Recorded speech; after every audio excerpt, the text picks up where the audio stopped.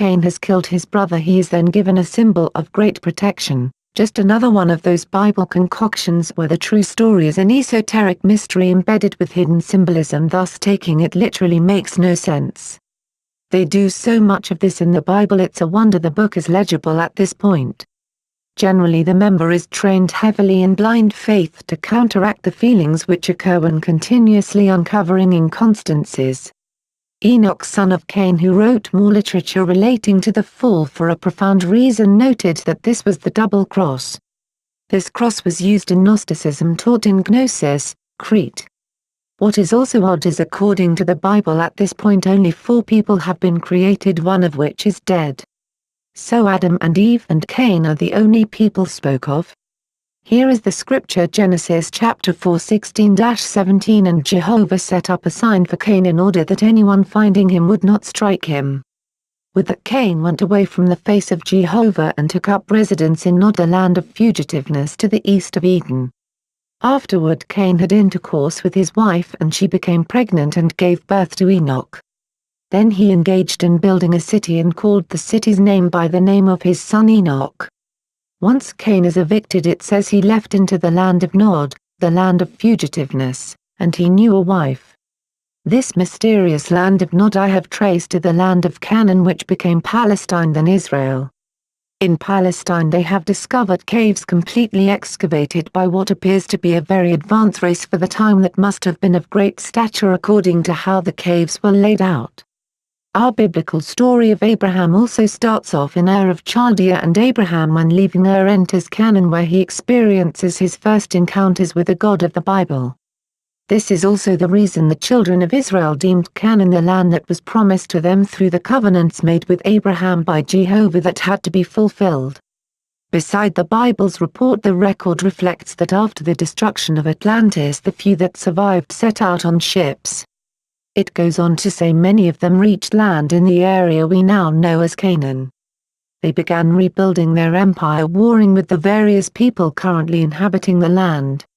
It goes on to report that many sailed further into indigenous territories inhabited by various Indian tribes. Many of these tribes recorded the arrival of the Atlanteans and report that they taught them various sciences, mathematics, and of course a new religion. Being more technologically and spiritually advanced, the natives began to worship them as gods and knew them as feathered serpents because of the religion they taught and the appearance of their deity. Since there has been so much talk of these serpents, we have to at some moment approach the question, are all serpents and reptilians evil? I can only answer this as, are all men evil? What follows, 108 page. Now as perspective, think of this. If you were born a lion, is it natural for you to behave like a sheep? Obviously not, so we all have different characters that at times directly oppose the nature of other species. Just as when ants invade your kitchen because you spilled some sugar, you become their apocalypse when you wipe out hundreds of them with the sweep of a cloth, drowning them as you clean the rag, watching them go down the drain. Many would say this is different, they are not sentient. We would say all things that move are endowed with a divine spark, and if you could split it, it will create an explosion such as you have never seen. This was done so you could marvel at the creation and then reflect back upon the Creator. I tell you the truth, there are high life forms that still call Earth home, they are interwoven in its fabric, and to separate from it would be spiritual death to them. Earth is also our current reference point. If it is removed, it is possible our memories will be disposed of when we reincarnate again. This is of course if we continue to reincarnate after what happens in the future. The best most could hope for is another repeat of life with no memories, in which I'm not really up for. We must admit Earth life is dangerous after a while in our current atmosphere of illusion. It is easy to bring about so many excesses. We not only destroy things around us, but we also bring about the degradation and degeneration of our souls. Experience is not the only thing the soul needs to grow. In fact, experience is a relatively small portion when you consider the soul can eat elements, essence, and gaseous things found in the atmospheres. We must now build a superhighway down the path of truth. Why? During the invasion of the Anu, known also as Ana, life forms from another constellation called Nibiru came to Tiamat Earth to subdue it. Tiamat, known as the Dragon, fought the Anunnaki, who fought back using highly advanced weapons that ultimately split Tiamat. This is the story in the Bible of the dragon fighting the angels. Many of our religions are Anunnaki propaganda. Their main interest was our natural elements, especially the spirit of man and woman termed the gold. Several situations ensued amongst these beings, even a mutiny amongst themselves. These beings are responsible for the Nephilim stories of the Bible. They altered a race of what appeared to be then pure spiritual beings of various types, into spirit forms encased in flesh in which they could slave and master over. There was said to be a few amongst them that did not like the way humans were being abused, and thus they began to teach their favorites the ways of enhancing their bodies by linking them to their spirit to become as powerful as the Anunnaki, if not even more powerful, since we had the spirit element in us given by the Most High. These mysteries of enhancing the body later became known as the wisdom of the serpent. The correct term would be the wisdom of the spirit, who many relate to the serpent because of its spiraling movement and fiery nature. As things began to intensify, word got back to Anu, the leader of the Anunnaki, about the humans and their new abilities. Anu sent Marduk in a ship, which is Planet X, to handle Tiamat, called the Great Serpent, and her offspring, the humans, once and for all. This ship, the size of a planet similar, 109 PAGE, to George Lucas's Death Star, entered orbit around our Sun as the 12th planet in the 10th position from the Sun, hence its name Planet X. This marked the last crossing of Nibiru. Marduk used a weapon known in the tablets as a net, called also the Net of Indra.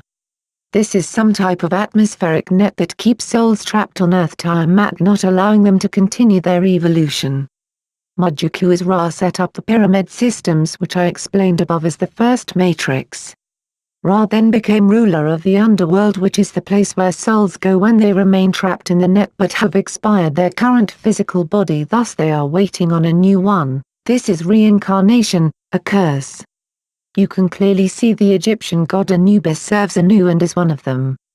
The Queen of England, who is the ruler of this world, has instilled the worship of Ra, Anubis, and the rest of the Anunnaki pantheism under various Sumerian, Egyptian, and Hebraic guises.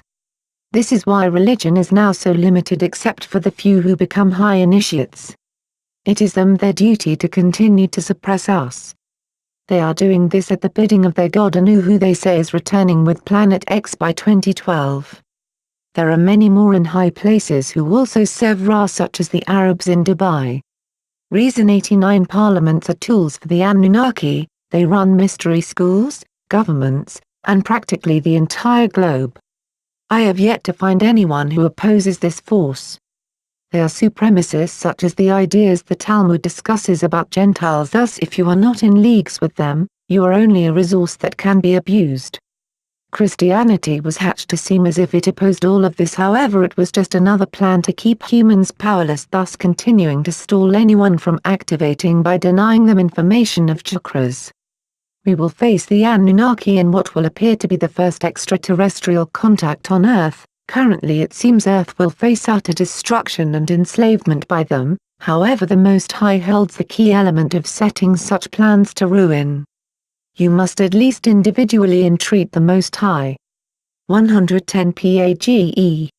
The Anunnaki themselves appear to be originally reptilian, however, they have blended with various life essences and thus their appearances vary. In addition, the Anunnaki themselves seldom interact with humans directly. They use their underlings who are humans infused with Anunnaki genes, and in that state they are wholly indebted to the Anunnaki and are controlled by them through a mentally collective cellular connection. Other names of the Anunnaki and their offspring are Anakim. This is why Anakin Skywalker is Darth Vader in the Star Wars series.